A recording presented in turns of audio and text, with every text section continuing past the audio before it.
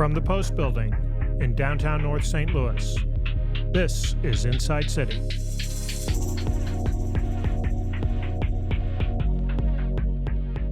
This week I caught up with Neal Richardson, President and CEO of St. Louis Development Corporation. A St. Louis native with over 15 years of experience in real estate finance and community development, Richardson is spearheading efforts to create equitable economic opportunities in the city. Under Richardson's leadership, SLDC has undergone a significant transformation, including rebranding, restructuring, and facilitating several major business attraction and expansion projects that are shaping the future of St. Louis.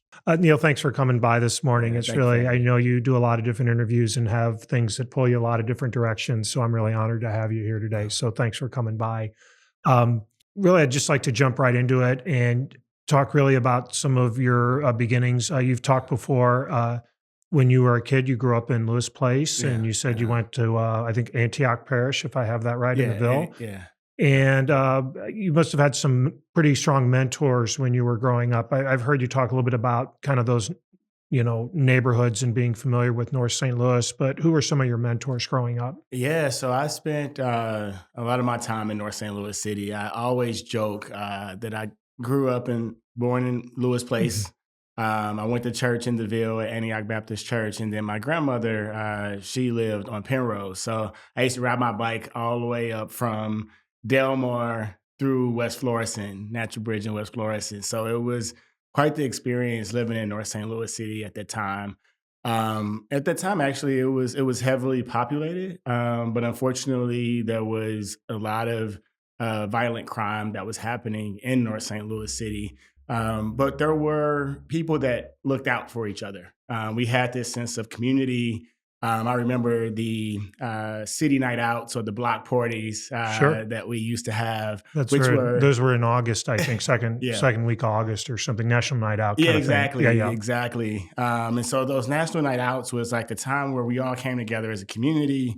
We all felt this sense of pride of where we came from, but it was, again, a very impoverished area of the city opposed to what we see in other parts of St. Louis City and the St. Louis region. But I spent a lot of time at church. I used to be a church kid where not only on Sundays, but also during the week, I attended Boy Scouts at church. I were part of youth programs that was held at the church. So a lot of my mentors actually came from the church itself. Annie Malone was right across the street. So they still held many of their services for children that were foster children. And many of them actually attended Antioch Baptist Church. And so it gave me the opportunity to realize the positive things about my life and be blessed about having, a mother and stepdad that lived in my household, opposed to some of the other youth that I interacted with that didn't have even a home to live in. So that really exposed me at an early age to be really grateful for the things that I did have, while realizing, we didn't have much, but to be appreciative of the things that we can provide for each other. In that loss of community that you talk about, that seems to be missing now because, as you say, you were impoverished, but you had that community. Yeah. And it seems that some of that community now is gone. It's much more fragmentary. And I think that's really common with everyone going on electronic devices. Maybe people aren't going to church and the institutions aren't all there. Yeah. And I think that's the challenge then as we move forward is how do people find those mentors that are beyond their family unit? Exactly. And that's, why youth programs are so important. After school activities, events are so important to connect with these youth because many of these young people who live in these communities are not exposed to opportunities outside of their city block or their school. And so being able to have these other resources, other mentors. Again, at Antioch, we had judges, we had teachers, we had lawyers, we had doctors, we had professionals that I engage with on a regular basis. So I've seen successful Black leaders that I engage with every day and in my church environment that I would not have otherwise. And so not having those institutions to be able to provide that exposure or to engage with individuals at that level, it is really intimidating for a lot of young people as they think about, okay, what's next for me in my life? Do I want to be a teacher? What does that even look like for me? Do I want to be a lawyer? That seems so far-fetched or out of reach. I don't know anyone that's a lawyer. So where do I even start? And so being able to expose these youth is really important. And even to the degree that maybe the first jobs in small businesses, a lot of those small businesses may not be around like Mhm. they were a generation ago. Yeah, my first job actually was when I was 13 years old. I worked at a car wash on the corner of my house. It Mhm. was an auto repair shop, and my parents always believed in whatever you want, you have to earn. And so that's really the responsibilities and the things that they imparted on me is to have responsibility for yourself and to find ways to earn money if these are the things that you need and desire. And so at 13, I started working at the car wash, just washing cars at the auto repair shop. And then, move forward with getting a job at Six Flags, getting a job at Busch Stadium. I was a peanut vendor back in the day. That's Did great. that for 5 seasons. So it was a good experience. But as you said, without having those small businesses where a kid that's 13, I don't even know if that's legal, but a kid Yeah, that's right. 13 can go work at the corner store to be able to learn responsibility and what it's like to earn money is some Yeah. skills that we are missing right now. Yeah, something earned versus something given is a very different thing. And you can learn that at a young age. Right. One of the things you've also talked about is that Rankin Tech was nearby and you were Yes. able to just head up the road and start there as well. And then from that went on to Webster and started to get some experience there. Uh, Before you were at SLDC, you were at US Bank, and I think then you'd also started Dream Builders for Equity with Michael Woods. Mhm. Can you, in a way, you sort of graduated beyond that at SLDC, Mm. but not many people are familiar with Dream Builders for Equity, but it seems like a very much housing and communities that need it. Yeah. And talk about that program that you and Michael started. Yeah. So it really leads back to my first conversation around how I grew up and the mentors that I had in my life and being exposed to many different career paths. Many of the youth that living in these communities today don't have that same exposure. And so when Mike and I were talking about Dream Builders, like how do we give these youth that come from these communities this exposure to opportunity, but then to have this sense of ownership. Hmm. We also recognize that these youth, because there are not many small businesses in their neighborhoods, need to understand the value of earning a living And learning a trade, and right? learning a trade. Right, Yeah. that's correct. And so it's the trade is really a means to an end, Hmm. but it is the journey, right, that they have to go through. And so we expose them to the trades. We expose them to, CEOs at major corporations. We expose them to different careers in real estate development as a whole and entrepreneurship because everyone has their own path. They're going to be some of the youth that really picks up on the trade to say, this is where I want to contribute. This is where I want to earn a living. This is something that I'm good at and I can start right away. Many of our youth may not want to go to a 4-year university or go on to be in a professional space. And we introduce them not only to the trades on the site, but also introduce them to many of the unions so they can get the training, they can get that experience, understanding the benefits and the process and the requirements in order to be part of the construction industry. And that's all things that are imperative for these youth as they're exploring opportunities. Because if you don't understand the barriers, you can't prepare yourself for those opportunities. And so our goal is to ensure that the students have at a practical level a sense of understanding what it takes to enter into these fields and then for us to help them build those skills to contribute to society Sure. and then also get a sense of ownership because as they complete these projects, they have ownership in the properties. And so the profits go back to those students to help them pay for their college expenses, their tools, with transportation costs, if they're starting at a work site. So really being able to remove those barriers for success while helping them learn the skills that's necessary for them to be successful on that work project. In the Dream Builders for Equity, then that program, the people who work on the homes, they can get an ownership piece, or and that would be the first thing. Same thing is how is it funded? Yeah, so the majority of the funding comes from grant proceeds. There is some small debt components that come to support the construction aspect Mhm. of the home rehabilitations or the new builds that come along, but the majority of it is really financed through grants. And that's not just because the students need those subsidies, but also it's important to understand there are appraisal gaps in North St. Louis Sure. City. And so in order to make a profit, you have to have some form of, grant or tax subsidy in order to make those projects pencil out and for the students to earn revenue. And those are some of the things that we teach the students as well is how to create a pro forma, how to create a budget. What are your sources and uses? How do you go out and get a bid for electrical So real contract? nuts and bolts, Nuts and pragmatic bolts. stuff. Exactly. Yep. How many homes have been built now, or is the program still going on? Yeah, yeah, of course. Yeah. So Mike and I started in 2015 with the idea. We actually entered into the social entrepreneurship and innovation competition at Washington University. We won. We were one of the recipients of that program in 2016. And we started with 5 kids in one house.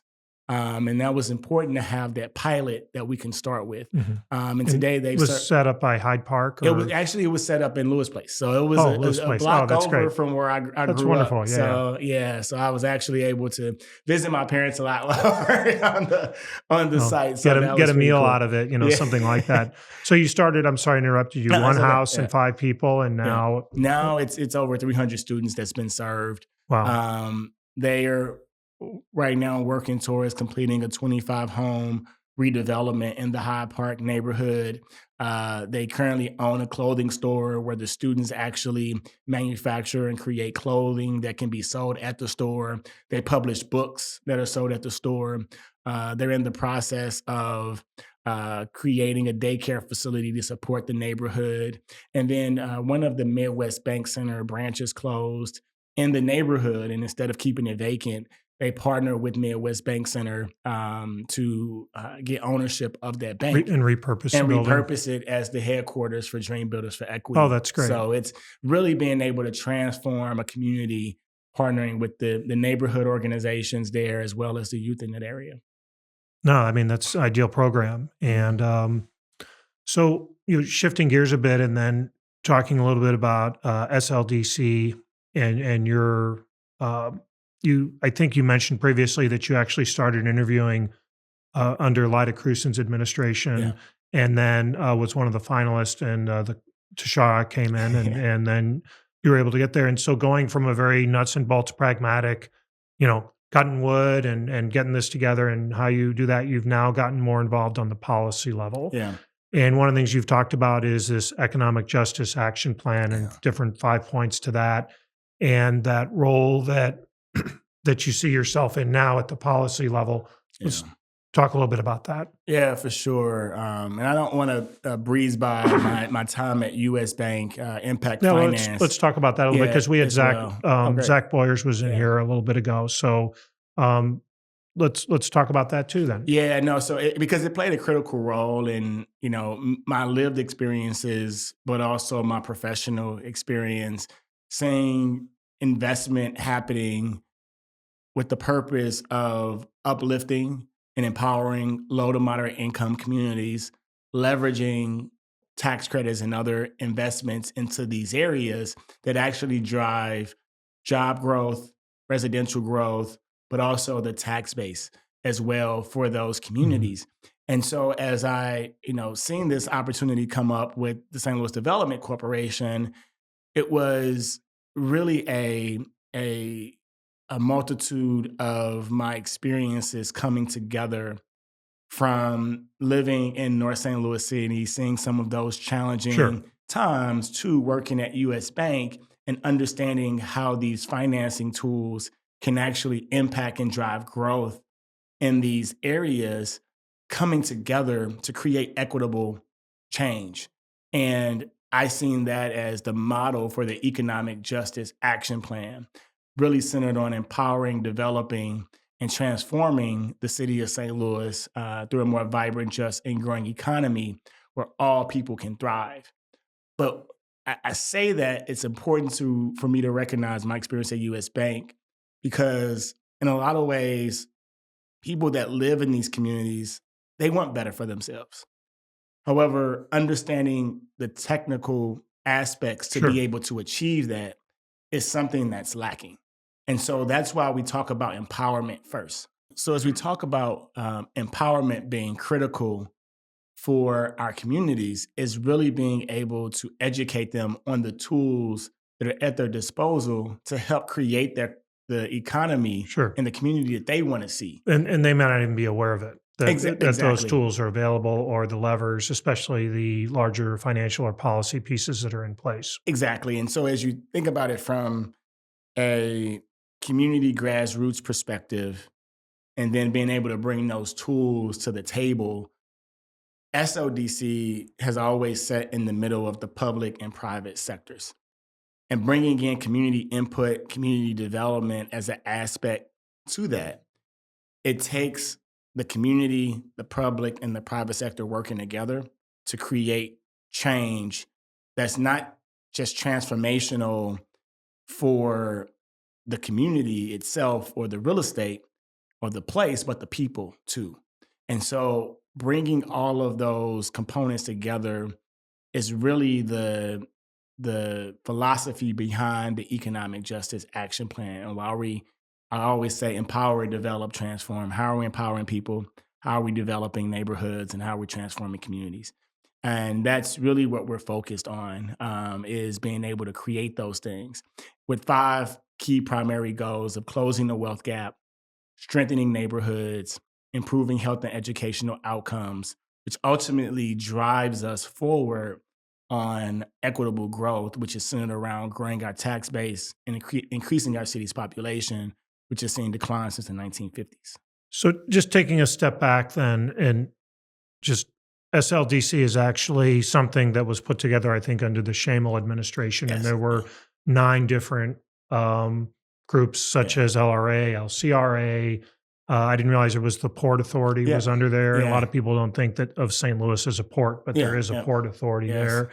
And so it was put together as a way to help drive development in the city of St. Louis. Mhm.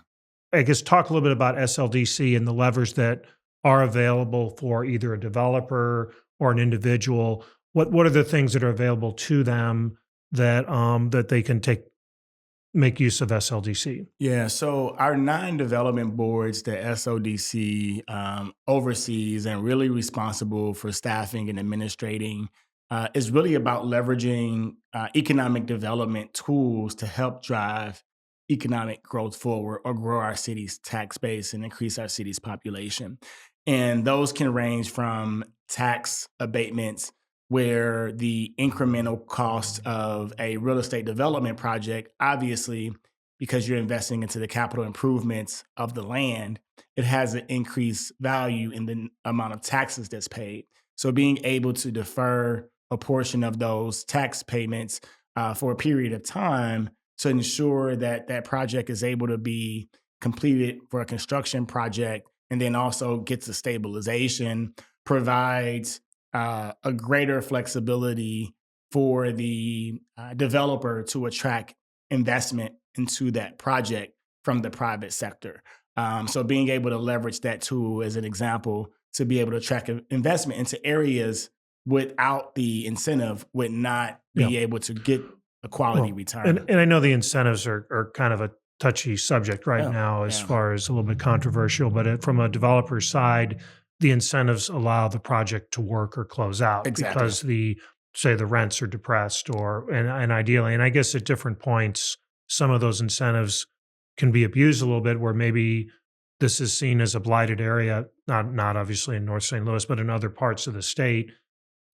People use those political levers, but Mhm. that doesn't mean the incentives aren't necessary or important to get projects going. Yeah, so the way in which we evaluate these projects and we leverage what's called a but for test, which is but for these incentives, The project the wouldn't move project forward. won't work. So Yeah. it's a very basic understanding. And so we run internal models, financial analysis to understand what level of tax incentive or abatement is necessary for the project to get the expected rate of return they would in a more conducive or positive growing market.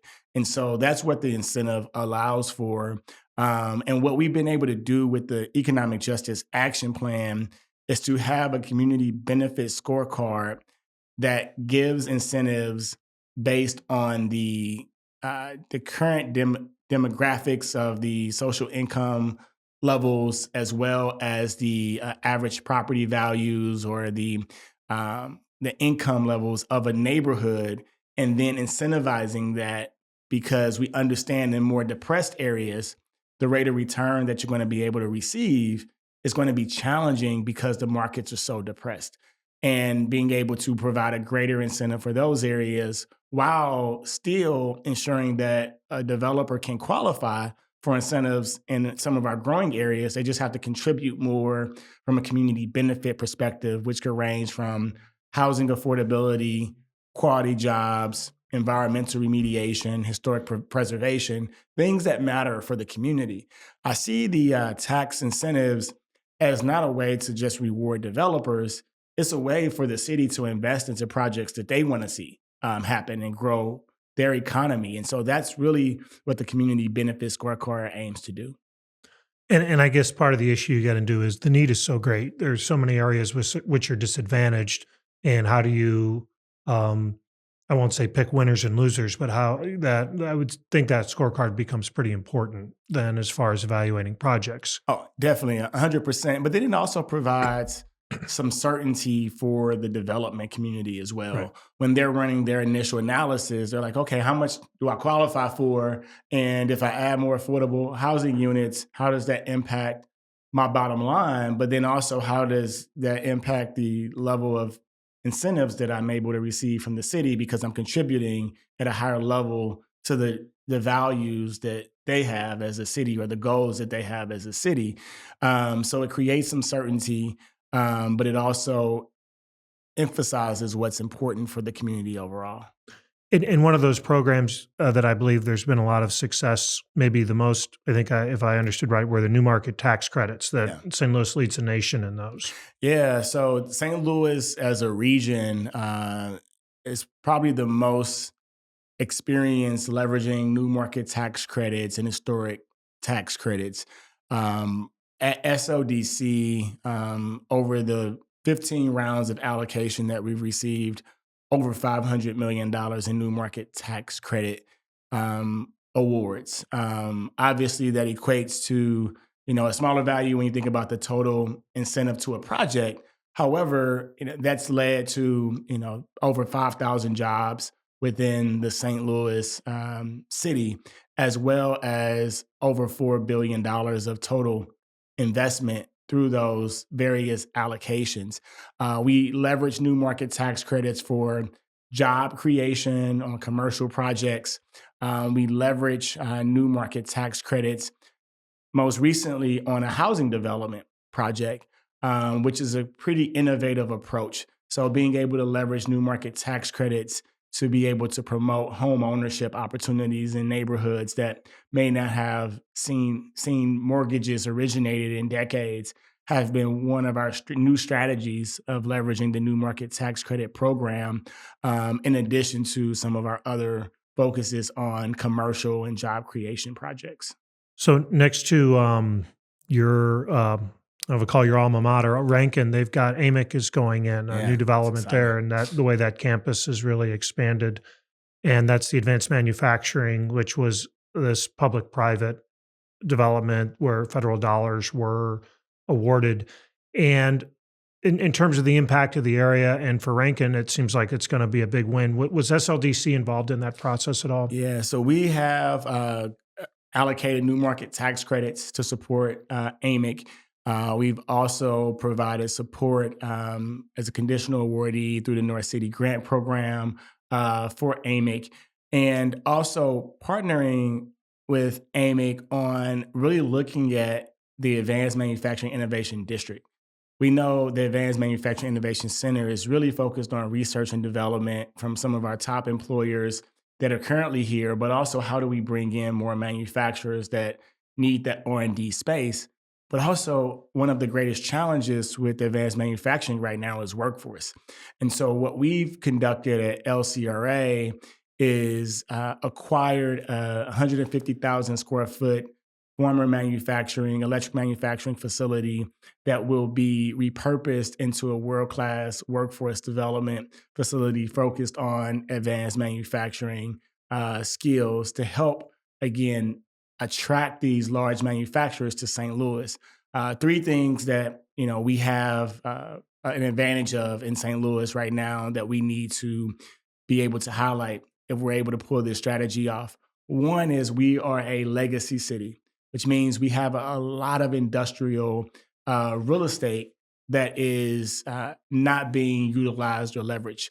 Obviously, there are environmental challenges Sure. because there are priorities right now at even the state and federal level on environmental remediation. We're able to leverage, different tax credits and even funding at the local level to remove some of those hazardous materials to then attract those large scale manufacturers who are looking for 30, 40, 100 acres to redevelop. So we have an opportunity there because a lot of urban cores right now don't have that type of industrial space available. The second core piece is the workforce. When you're talking to large manufacturers, they would like, in some instances, to be in 100 acres rural area, but they don't have the workforce.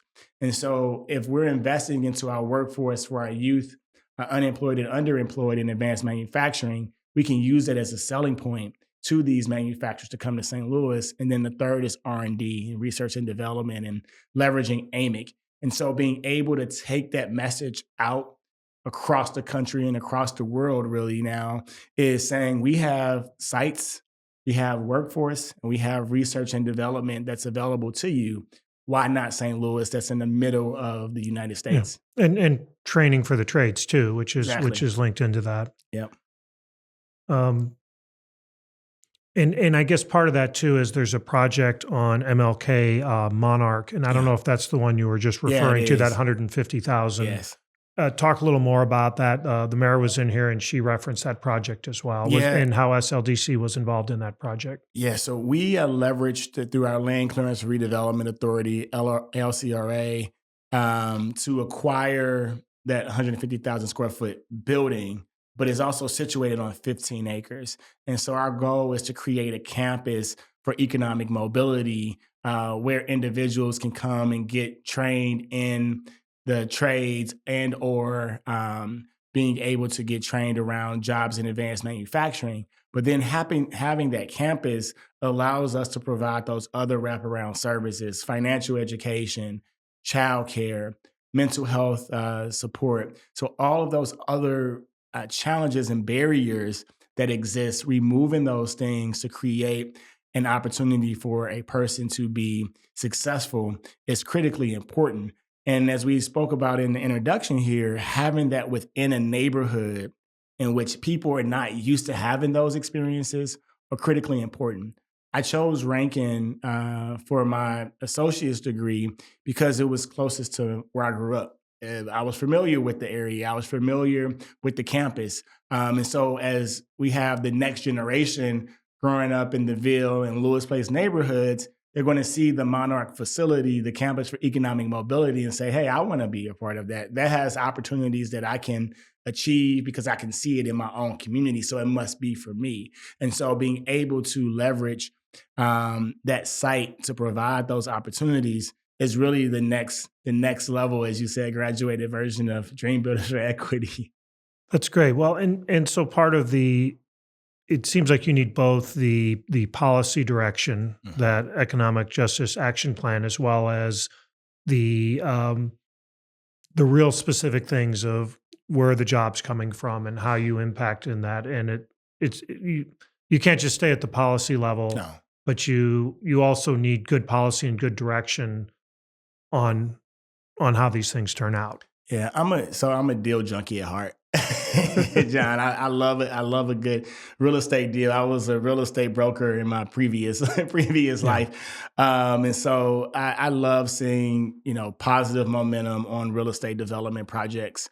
And I just see that all of the growth that's created from it, from the construction jobs to the businesses that are able to move into a real estate development project, to all of the ancillary services that's created from that, right? As you think about, you have a office building that attracts employees that then have to frequent restaurants and other amenities that just helps grow a community. It helps grow an economy. And so I get a lot of excitement about those things. And when I see a real estate deal or a project, I don't just see it as an individual piece. I see it as a piece of a greater puzzle that we need to put together. And so that's what drives me when I see many of these deals. But like you said, it has to, from a policy standpoint, if the put a piece in the puzzle that doesn't fit, the entire puzzle is Right. rearranged and everything looks out of place. And so we have to make sure that the pieces that we're putting on the table all fit together and people feel part of one St. Louis. And you gave an example in one of your previous podcasts, I think, of your parents' home in Lewis Place. They bought for a price and owned the home, and then had it been south of Delmar, Yeah. would have been worth a lot more. And you have redlining that went on, and that's sins of the past or omissions Yeah. and all that. But as you look forward, then do you feel that then you have the ability through SLDC, not looking backwards, but looking forward on these policy things to, Yeah. because it's very easy to say, well, this happened in the past Right. and it was a bad thing. But what are we doing right now to help advance that so that in 30 and 40 years, they aren't saying, well, what they were doing in the 2020s was kind of a bad deal, you know? Right. Right. And that's part of it is, sometimes we sell today at the detriment of the future. Right.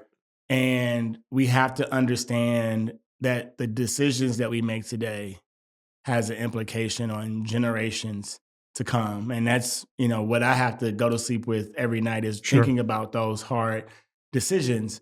And so as we are considering the redlining, those racial covenants that have created a lot of these injustices that we experience today, it's important that we recognize them and do what we can to repair some of those injustices as we move forward. And that's why we had to start with justice rather than just starting with equity. Equity is just meeting people where they are today. Justice is really recognizing the past and repairing some of those harms and those ills. And it's challenging to do that because the systems that we have and the tools that we have are really not built to dismantle those injustices or dismantle the system that created those injustices. And so being able to leverage those tools, being able to leverage, policy decisions around how are we prioritizing areas that were historically redlined. We have that data. All right. And so as we think about the economic justice action plan, we're able to prioritize neighborhoods that had been redlined. Because if you look at the map today, the HUD qualified census tracts almost are a splitting image and mirror of the redlining map. And the HUD qualified census tracts are areas in which the average median income is 60% of what the area median income is, so almost half of what the average person is making a day, or the poverty rate is 25% or more. 100% of the census tracts north of Delmar are in a HUD qualified census tract. And so we can start to prioritize and address those injustices by investing in home ownership opportunities. We have a program called Home STL where we're providing individuals up to $50,000 to purchase a home in North St. Louis City or areas in Southeast that have been deemed HUD qualified census tracts. We are also investing into our Scale Up STL program that has a partnership with the St. Louis Community Credit Union that's providing access to capital at an affordable rate for those small women and minority owned business enterprises that have maybe been declined from the traditional larger financial institution that may go to a CDFI to get funding, but those interest rates may be a little bit higher. But how can you compete if you're already Right. at a disadvantage and now you have to pay a higher interest rate on your loans? And so now you're really playing a game with two hands behind your back and hoping for the best. And so we want to help people actually be able to compete at a market rate. And so those are some of the things that we're doing to address some of the injustices that have created the systems that we have today. And this is just not for those individuals, right? This is to support our entire community moving forward. We have a Black population in the city of St. Louis that makes 48% of what a white employee makes. And on average, the home values in Black zip codes are 1/4 of that in white zip codes in the city of St. Louis. And you may say, well, that only impacts Black people. However, if that 1/4 was able to multiply times 4 the taxes that they're paying every year, Sure. we wouldn't have a need for the 1% earnings tax. So Right. that impacts everybody. So we have to look at it as how are we going to address these inequities that's holding our entire city back from being successful. Okay. So white guy here. Okay. And, it's the kind of thing where, I wasn't around when all that was going Yeah, on. yeah. Okay. But at the same time, um, I struggle with that. Okay. The Mhm. other words is how can, being born in a certain time and place, having certain privileges, and not wanting to necessarily say, be held accountable for those Mhm. things. But at the same time, it's, I'm stuck a little bit, Yeah, in other words, of wanting yeah, to be helpful, but then, and I think what you're saying is you're not really, people aren't looking for a handout. They're just right. looking for an opportunity. Yeah, and I will also say, I'm a Black guy, so Yeah. Right. I think we Right. always have a great conversation and discussion, real discussion about it. But I think I had to face the challenges of those decisions that were made generations before me. Understood. Right. And so then it's like, how do we get past this where, Yep. we don't necessarily want to have it be a handout, but at the same time, I think, there are other white people I know who feel like we've given a lot. We feel, Hmm. how long are we going to be held accountable for this? And I'm not asking you to answer that, but Yeah. it's kind of how do we get in the middle here where we're giving that, and I do think economic development is the path forward. I agree. And that's why I spend so much time dedicated to this space, is because I believe there are bridges that can be gapped in economic development that can work for everybody. I Mhm. believe in, and some people may hold this against me, but I believe in capitalism. I think Yeah. capitalism can serve a greater purpose if the systems work for everybody in an equitable way. And how do we allow for my the decisions that I was born in a community in the zip code where the income levels were depressed. Sure. I was born in an area where my parents faced segregation when it Of came to course. education, so they didn't have the same level of educational Absolutely. access as maybe your parents, right? Without And question. so that impacts me directly Right. because many of those exposures and those resources in some instances are passed down in many ways. And so how are we ensuring that we're working together to say those things exist? And Right. then how do we put systems in place to ensure that, we recognize that we create opportunities, but then we work towards everybody being on an even playing field. And we have some ways to go to get there. But I understand, the challenges that some people may have with saying, why are we investing in these areas? Why are we investing in this way? Because of, previous harms. And on the flip side of that is, why do I have to be at a detriment Yep. because of those things too? Because I had nothing to do with it, but I faced Sure. the negative consequences of it. So how do we work together to address those things? And I think the work that we have with the philanthropic community here, the policy side here, is a way to address those things, because policy is really what created many of these ills that we face today. Yeah, I agree. And maybe the path forward in terms of in terms of developing those policies and having something where it isn't, if you grow the pie, everybody wins. I guess that's Yeah. maybe be the best path forward. Yeah, and I think we have to get out of this mindset that we're lowering the bar. Or a zero-sum game. Or a If zero-sum game, something yep. happens in North St. Louis, it's taking away from somewhere else. Right? Exactly. It has to contribute, right? And again, if we have 60% of our geography that's not contributing to its fullest potential, Right. it's hurting our city. It's hurting our city services. It's hurting our tax base. And I want to see our city grow, and I want to see our city win. But our city only wins when everyone has an opportunity to contribute towards it. So I do want to touch on the ARPA funding. You've talked a little bit about there was 416 million or thereabouts that was requested. 37 million was given out, and that program has been walked back a little bit. And I know that's going to unfold however it does. Yeah. But if you can give an update on where that is, I've actually met somebody who was awarded and then it was withdrawn, and just not asking you to defend anything on it, but just give a status update on where that is. Yeah, so we are focused right now on providing these grants to small businesses, nonprofits, for real estate development purposes, for stabilizing their business, for expanding their operations. At this point in time, as we sit here today, we are taking before the board to resume the funding of those grants to those small businesses, nonprofit organizations. And is the process, is it everybody has to go back in, or is it just pause and then reevaluate? So we wanted to make sure that we were transparent with the public around our practices, our policies, how we made these decisions.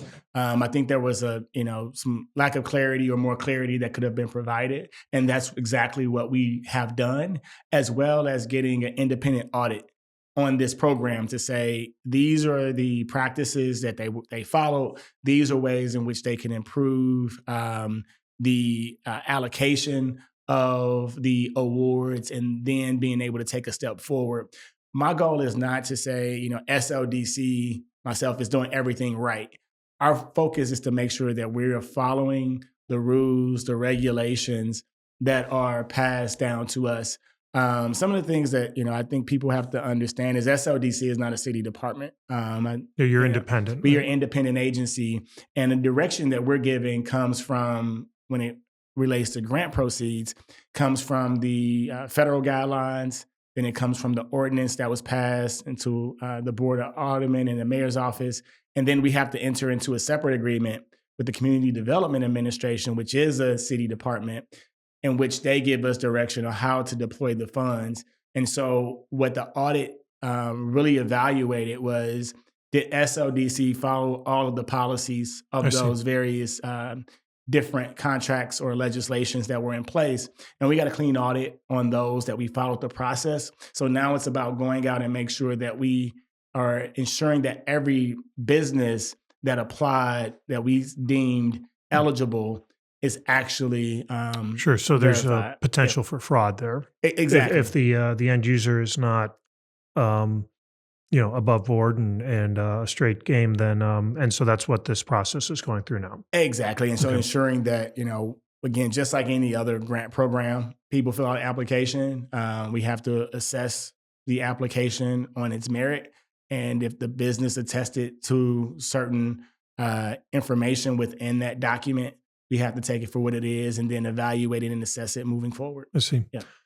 And if we were to sit down a year from now, are there any projects or things out there that you could, if we a year from now we're having this conversation, what would we be talking about? I mean, what are things that are in the pipeline, either that you can talk about or that are in front of you? Yeah, so there's a few I can't talk about now, Yeah. but I see cranes in the sky downtown and in North St. Louis City. We just approved in November almost $1 billion in total investment projects. One of the most notable projects was the Yep. ICL That was in the paper. Yeah. project, over $500 million, 150 plus manufacturing jobs in North St. Louis City, really building on that manufacturing strength that we're building.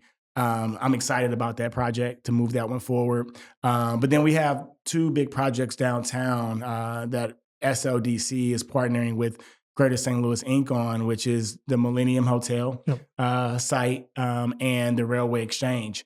And so we're now going through the condemnation process with Railway Exchange, clearing up that title, going to hopefully find a national developer that can come in or a local development team that can take it on and move the second largest building in the state of Missouri back to Being a its productive glory. asset. Yeah. Yep.